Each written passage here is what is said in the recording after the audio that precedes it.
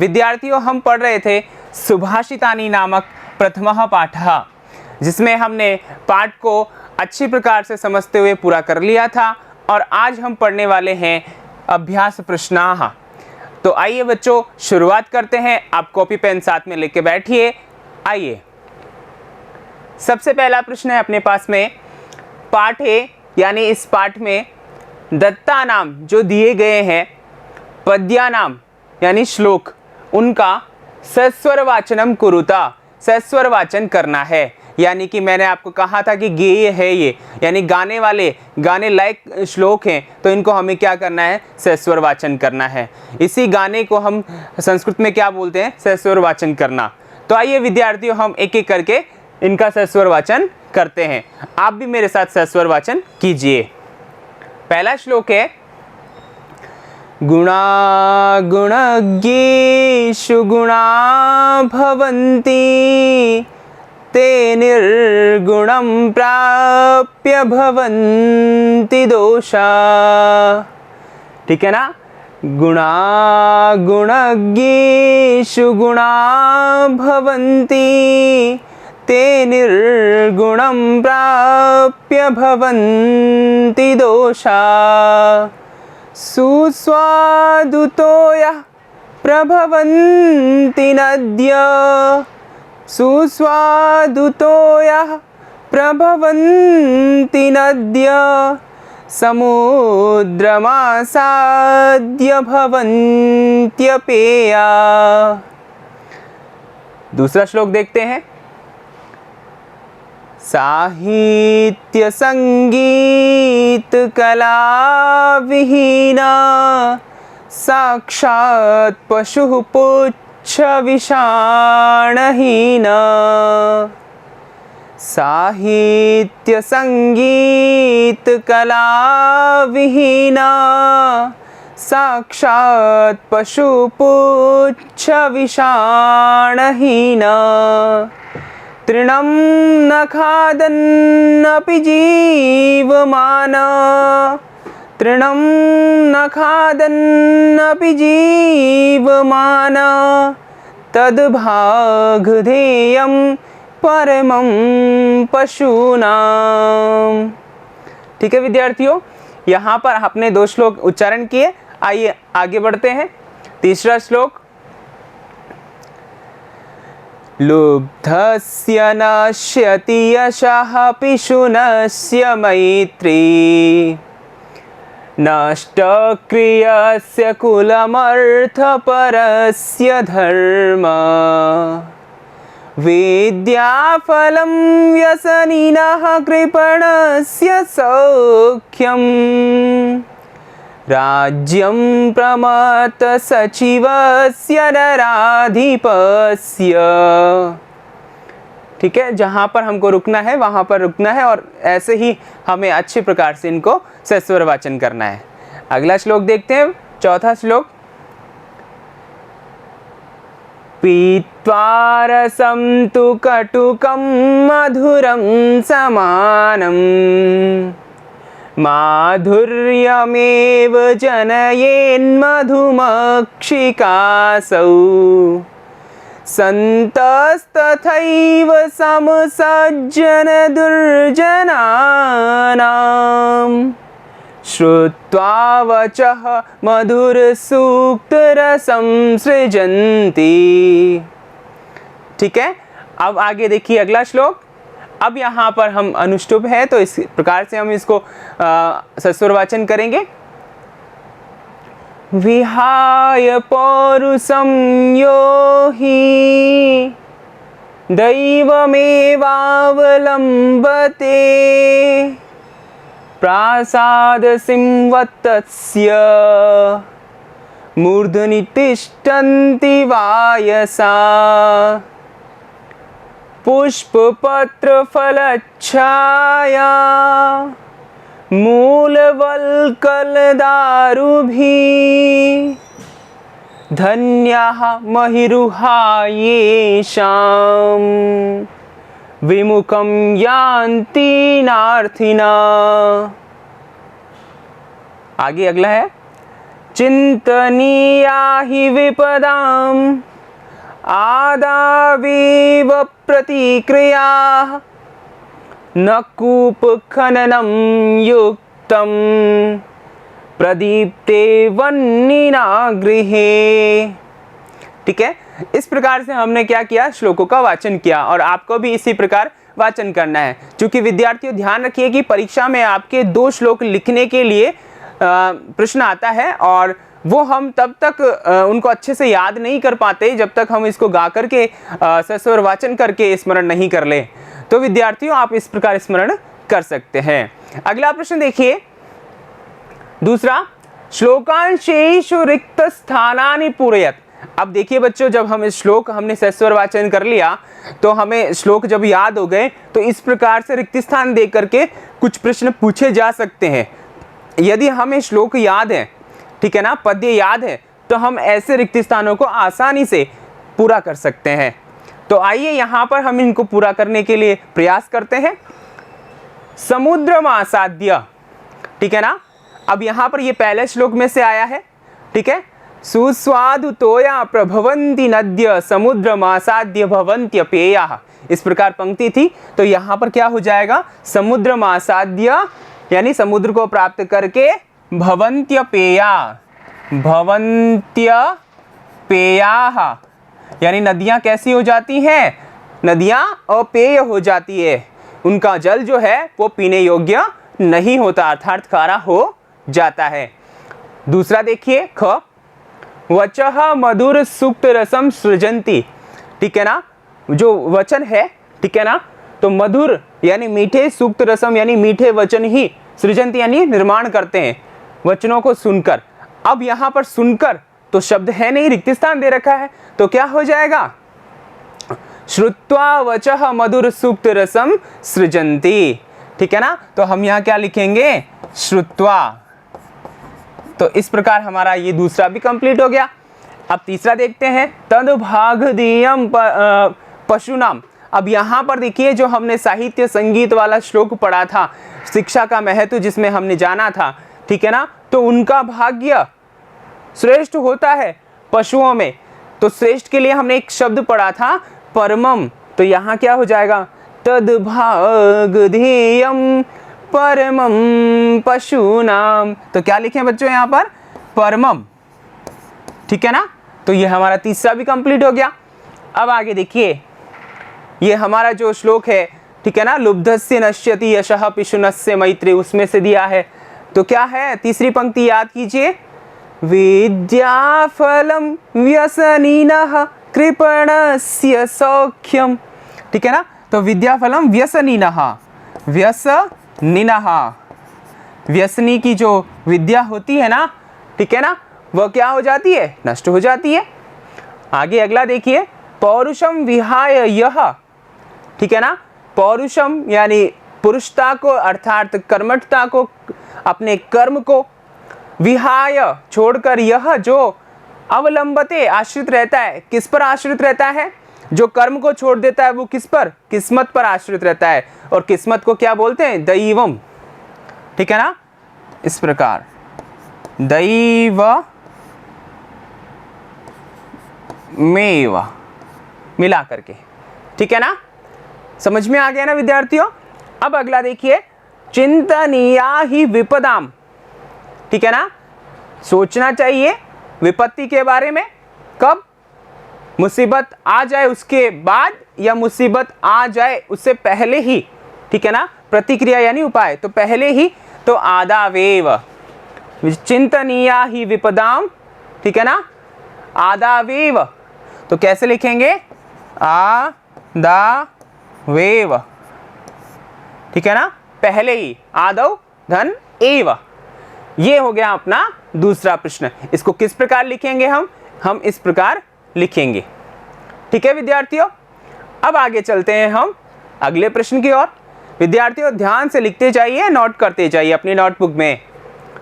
अगला प्रश्न है, प्रश्नानाम उत्तराणि एक पदेन लिखत। मैंने आपको बताया था विद्यार्थियों कि आपके जो प्रश्न शैली है वो है एक पद में और एक वाक्य में। तो यहाँ ये वाला प्रश्न जो है वो किस में पूछा है, एक पद में। एक पद का मतलब है सिर्फ एक पद में आंसर देना है। ऐसा नहीं है कि आप बहुत बड़ा लिख दिया या पूरी लाइन में लिख दिया, वो आपका गलत हो सकता है। तो आइए पहला प्रश्न देखते हैं। व्यसनिनः किम नश्यति। जो व्यसनी व्यक्ति होता है, बुरी लत में लगा हुआ रहता है, ऐसे व्यक्ति का क्या नष्ट हो जाया करता है? विद्या फलम। क्या नष्ट हो जाता है? विद्या फलम। तो आप इसको इस प्रकार लिखेंगे एक पद में। अगला प्रश्न है कस्य यशः नश्यति। किसका यश नष्ट हो जाता है? ठीक है, जो लालची होता है, लोभी व्यक्ति होता है ना, लुब्धस्य। किसका नष्ट हो जाता है? लुब्धस्य। ठीक है ना, तो आपको इस प्रकार लिखना है। आगे देखते हैं इसी के प्रश्न। तीसरा ग जो है, मधुमक्षिका किम जनयति। मधुमक्खी जो होती है वो क्या उत्पन्न करती है? आ रहा है ना बच्चों ध्यान में आपको?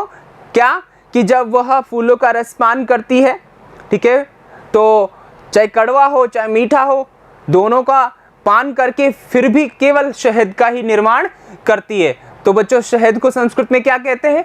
माधुर्यम। क्या कहते हैं? माधुर्यम। तो यहाँ पर हम क्या लिखेंगे? माधुर्यम।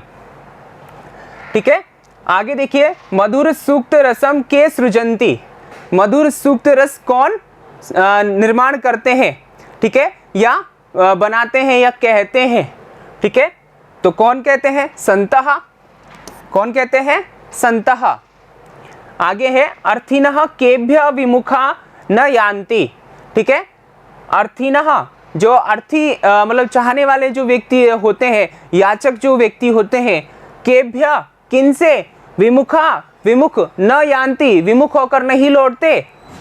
ठीक है ना, वृक्षेभ्य वृक्षों से। ध्यान रखिएगा श्लोक में महिरुहा शब्द आया है, लेकिन हमें भाव बताना है तो हम पर्याय शब्द भी प्रयोग कर सकते हैं। लेकिन अगर जैसे हमने अभी रिक्त स्थान पढ़े, वहां पर अगर रिक्त स्थान देकर के पूछे तो वहां वृक्ष शब्द का हम प्रयोग नहीं करेंगे। वहां जो श्लोक में आया है महिरुह, वही शब्द हम वहां पर प्रयोग करेंगे। लेकिन उत्तर लिखते समय हम इनका जो भाव देने वाला पर्याय शब्द है वो यूज कर सकते हैं। ठीक है विद्यार्थियों, ये बात आपको समझनी है। आगे चलते हैं। अगला प्रश्न है अपना, अगला प्रश्न है अधोलिखित यानी नीचे लिखे गए तद्भव, यानी कि जो तद्भव शब्द होते हैं, कहने का मतलब संस्कृत शब्दों से जो निकले हुए शब्द होते हैं, शब्दानाम कृते, इन शब्दों के लिए पाठात पाठ से, चित्वा पाठ से चुनकर, संस्कृत पदानि लिखता, संस्कृत पद लिखने हैं। अब चूंकि हमने शब्दार्थों के माध्यम से भी पढ़ा, ठीक है ना, और उनके जो प्रश्न है उनके माध्यम से भी हमने पढ़ा और श्लोकों का भी हमने सस्वर वाचन किया, तो ये शब्द जो है हमने किताब में पढ़े। तो आइए अब इनका संस्कृत पद क्या होता है। जैसे कंजूस जो होता है उसे हम क्या बोलते हैं? कृपणः। उसी प्रकार कड़वा जो होता है उसे हम क्या बोलते हैं? कटुकम। क्या बोलते हैं विद्यार्थियों?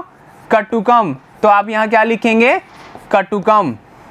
ठीक है, फिर है पूंछ, इसे क्या बोलेंगे? पुच्छ। क्या बोलेंगे? पुच्छ। ठीक है ना, लोभी, लुब्धः।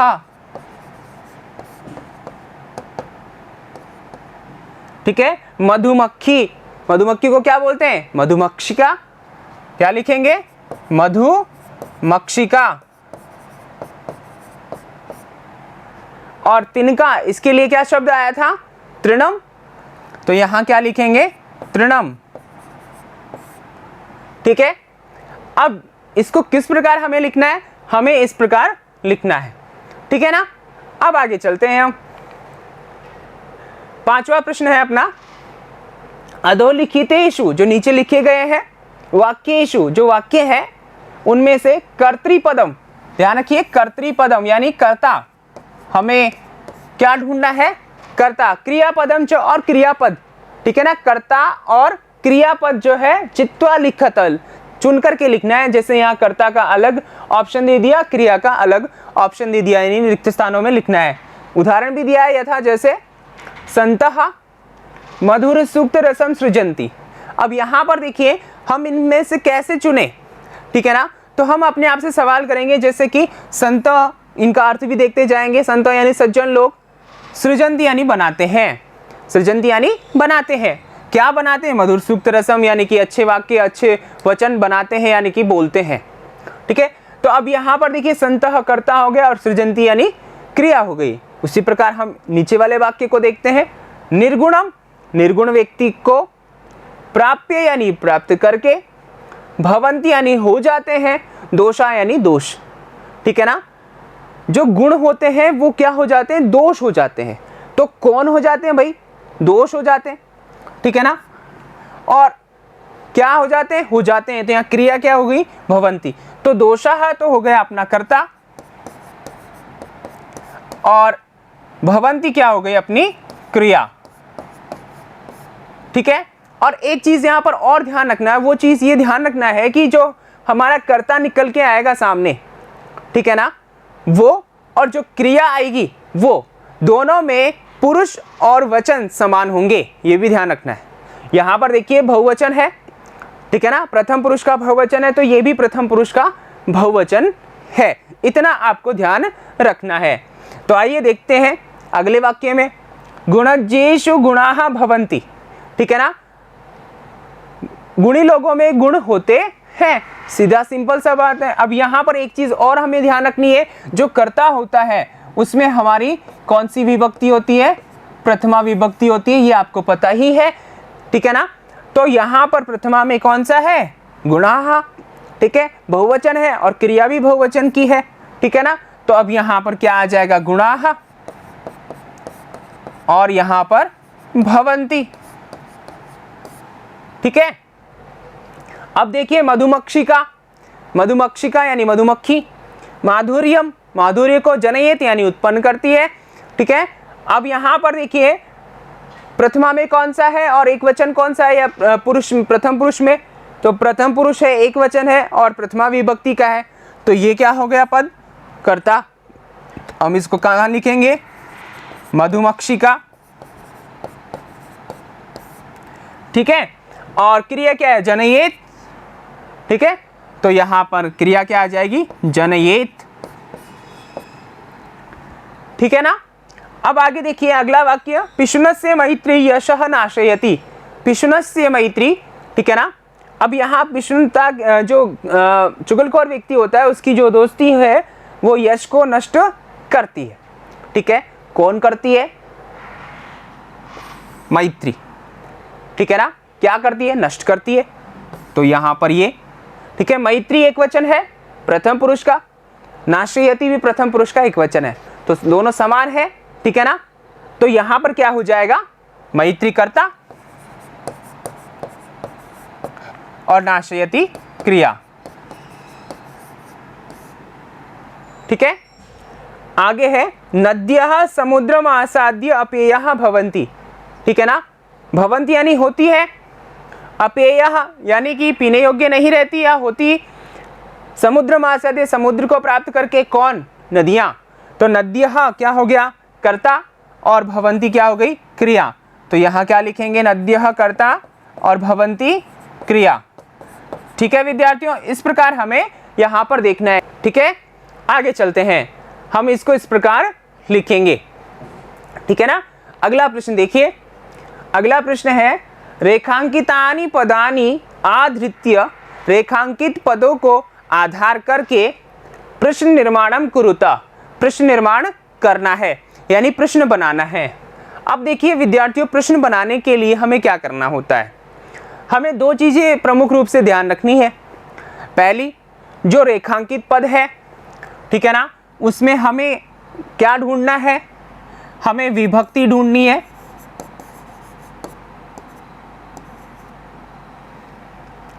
क्या ढूंढना है, विभक्ति ढूंढनी है। ठीक है ना, और हमें यह भी ढूंढना है कि वचन कौन सा है। ठीक है ना, और हमें यह भी ढूंढना है कि लिंग कौन सा है। ठीक है, अब ये तीनों चीजें ढूंढने के बाद हमें किम शब्द पर पहुंचना है। किस पर पहुंचना है, किम शब्द पर पहुंचना है।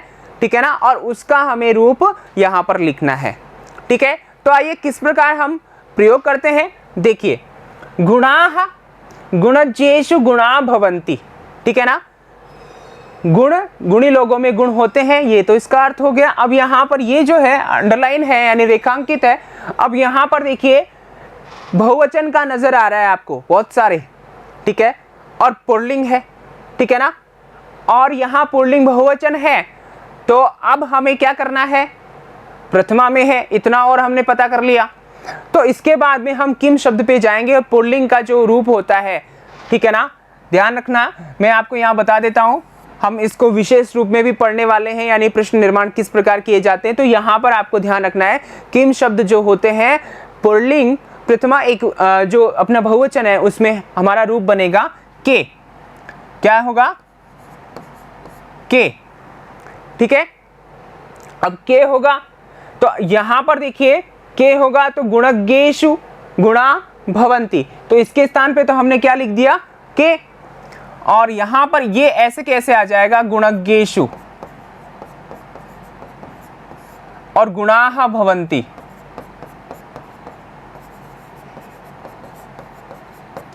ठीक है, गुणाः भवन्ति ऐसा हमने लिखा।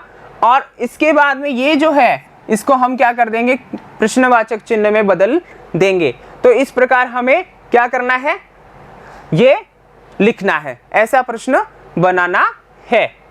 दूसरा देखिए, सुस्वादु तोयः भवन्ति, नद्यः सुस्वादु तोयः भवन्ति। अब यहाँ पर जो है नद्यः है वो क्या है, स्त्रीलिंग का है और बहुवचन में है, तो यहाँ पर हम क्या लिख देंगे, काः, ठीक है। और वैसे के वैसे ये प्रश्न उतार करके हम क्या लिख देंगे आगे, सुस्वादु तोयाः भवन्ति और इसके स्थान पर क्वेश्चन मार्क, ठीक है ना। इस प्रकार से हम इनको क्या करते जाएंगे, सॉल्व करते जाएंगे। तो लुब्धस्य ये षष्ठी का है तो इसके स्थान पे क्या हो जाएगा, कस्य, ठीक है। ये दोनों सेम आएंगे और लास्ट में क्वेश्चन मार्क। इस प्रकार हम क्या करेंगे, लिखते जाएंगे। मधुमक्षिका ये क्या है, प्रथमा में है तो यहाँ पर स्त्रीलिंग का होने के कारण का आ जाएगा और इस प्रकार हम क्वेश्चन मार्क लगा देंगे, ठीक है ना। किसके स्थान पे, यहाँ पर जो अंडरलाइन है उसके स्थान पे हमें प्रश्नवाचक शब्द लिखना है। जैसे तस्य है, ठीक है ना। अब यहाँ मूर्धनी है तो सिर पर यानी कहाँ पर, तो यहाँ क्या लिखेंगे, तस्य कुत्र, ठीक है। अब हम इसे और अच्छे से लिखना चाहें तो यहाँ पर देखिए क्रिया सबसे अंत में लिख देंगे और इसको पहले ले लेंगे, तो वायसाः तिष्ठन्ति और अंत में क्वेश्चन मार्क, ठीक है। तो इस प्रकार हमने इसको बनाया। तो आगे देखिए अब ये किस प्रकार हम यहाँ पर इनको उत्तर लिख सकते हैं, ठीक है। यहाँ पर देखिए ये वाय है, ये गलत लिखा हुआ है, वायसाः, ठीक है। आगे देखते हैं, अगला है उदाहरणानुसारम पदानि पृथक कुरुता, उदाहरण के अनुसार, ठीक है ना, पदों को पृथक करें, ठीक है, अलग अलग करना है। जैसे कि समुद्रम आसाद्य, समुद्रम आसाद्य, ठीक है। तो इसका कैसे हो जाएगा, यहाँ पर देखिए वर्ण विच्छेद की तरीके से हम देखेंगे तो यहाँ पर माधुर्यम एक पद है और एव दूसरा पद है, तो माधुर्यम और एव, ठीक है ना, यहाँ पर संयोग हुआ है, मिले हैं पद। फिर अगला है अल्पमेव, तो अलग अलग पद करेंगे तो क्या हो जाएगा, अल्पम और एव, ठीक है। फिर आगे देखिए सर्वमेव, तो यहाँ पर वैसे ही है जैसे ऊपर हुआ, सर्वम और एव, ठीक है। फिर आगे है दैवमेव, उसी प्रकार है दैवम एव, ठीक है। फिर है महात्मनाम उक्ति ही, ठीक है, यहाँ पर भी वैसे ही है, महात्मनाम, महात्मा नाम और उक्ति ही, ठीक है। और अंतिम है विपदाम आदावेव, तो इसको किस प्रकार करेंगे, विपदाम आदा वेव, ठीक है।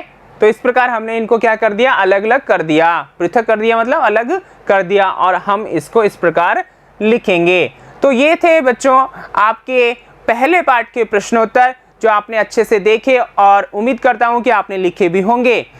तो इस प्रकार अपना पहला पाठ पूरा होता है। अब हम अगले पाठ पर जो बिलस्य वाणी न कदापि में श्रुता नामक पाठ है वो हम पढ़ेंगे। तो फिर मिलेंगे। धन्यवाद।